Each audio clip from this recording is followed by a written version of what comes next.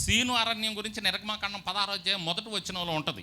ఈ సీను అరణ్యం దగ్గరికి రాగానే ఇలా ఆకలి అయింది, దాహం అయిపోయింది, నెక్స్ట్ ఆకలి వచ్చింది.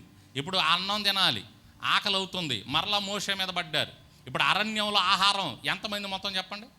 20 లక్షల మంది దాదాపు నడిచారు ఇశ్రాయేలీయులు. 6 లక్షల మంది ఓన్లీ కాల్బలం, కాలుతో చక్కగా నడవగలిగినటువంటి వాళ్ళు,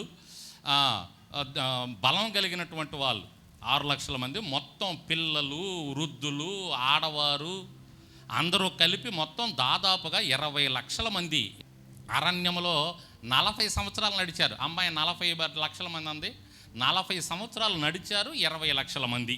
దేవునికి స్తోత్రం. మరి ఇప్పుడు అరణ్యంలో అంతమందికి అన్నం కావాలి, ఒక కొత్త కార్యం జరగాల. అది ఎవరి వల్ల కాదు, మనుషుల వల్ల అయ్యేది కాదు. అరణ్యంలో చెట్లు చేమల మధ్యలో అన్నం. అప్పుడు దేవుడు కొత్త కార్యం చేస్తున్నాను మోషే, ఇదిగో ఆహారం ఎక్కడి నుంచి వస్తుంది మీకు? ఆకాశం నుంచి దిగింది. దేవునికి స్తోత్రం. మన్నాను కురిపించినావు, బండ నుండి నీళ్ళిచ్చినావు. దేవునికి స్తోత్రం చెప్పండి. ఆకాశం నుంచి ఏమొచ్చింది కిందకి? మన్నా కురిచింది. హల్లెలూయా. ఇంతవరకు ఆకాశంలో నుంచి ఆహారం కురవటం జరిగిందా? అప్పుడే జరిగింది. ఇప్పుడు మనకు ఆహారం ఎక్కడి నుంచి వస్తుంది చెప్పండి? ఎక్కడి నుంచి వస్తుందండి ఆహారం? భూమిలో నుంచే. మనకు వచ్చే ప్రతిదీ కూడా భూమిలో నుంచే, ఆకాశం నుంచి రావట్లా. ఆకాశం నుంచి వాన మాత్రమే పడుతుంది. ఒకే ఒక్కసారి ఈ భూమి మీదకి ఆకాశం నుంచి దేవుడు ఆహారాన్ని కురిపించాడు. అదొక నూతన క్రియ. అరణ్య అనుభవంలో ఇశ్రాయేలీలకి అది ఇంకెప్పుడు జరగలేదు, ఇక ముందు కూడా జరగబోదు. కొత్త కార్యం జరిగించాడు దేవుడు. హల్లెలూయా.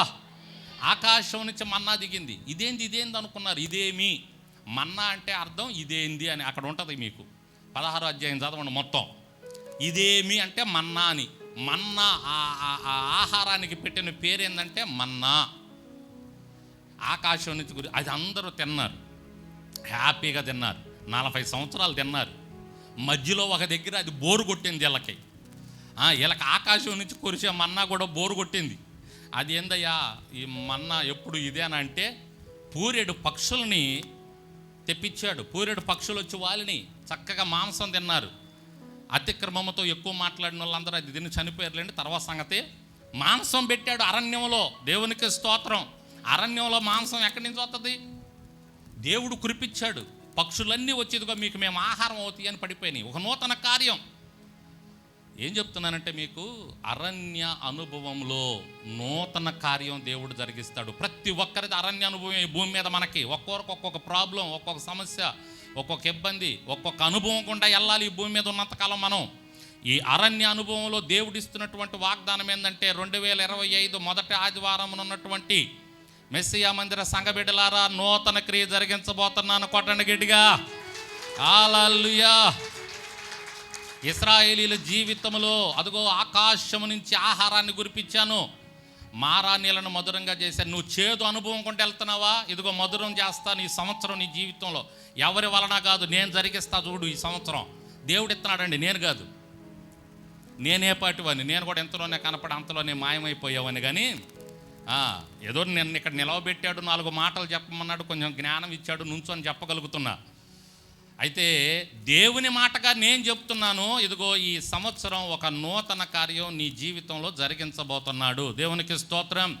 అది చేదు అనుభవం అయితే మధురంగా మారిపోద్ది. ఇదిగో ఆహారం లేక ఇబ్బంది పడుతున్నారు, అరణ్య అనుభవంలో కష్టం వచ్చింది వాళ్ళకి, ప్రాణాపాయ పరిస్థితుల్లో కాపాడాడు. ఇంకొంచెం ముందుకెళ్ళగానే ఇదిగో నీళ్లు మరలా వారికి అవసరమైన నీళ్లు కావాలి. అప్పుడు ఏం అద్భుతం చేశాడు తెలుసా? మోషే బండను కొట్టన్నాడు. ఏమొచ్చింది బండలో నుంచి?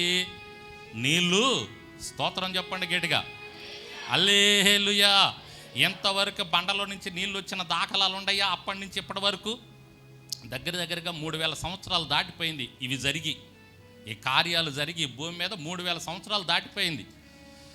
ఇప్పటికీ దానికి తగ్గటువంటి దాఖలాలు మనకు కనపడతాయి. ఆ ప్రాంతం వెళ్తే ఎర్ర సముద్రం పాయలు అవ్వటం, ఇవన్నీ కూడా మనకి చరిత్ర ఉంది.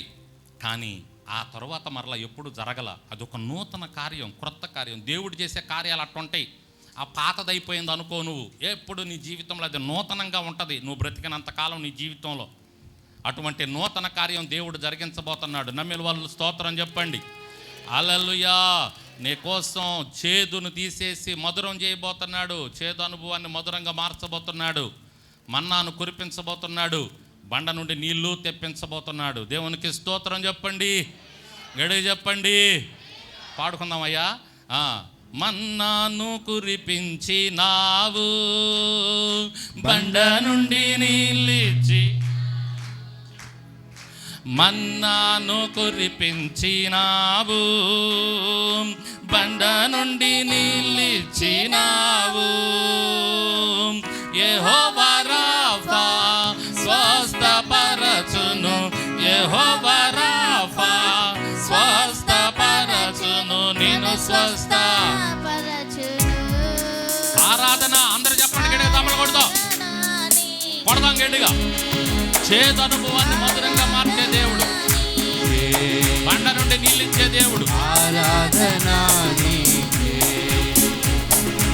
ఆరాధన నీకే, ఆరాధన ఆరాధన ఆరాధన ఆరాధన నీకే,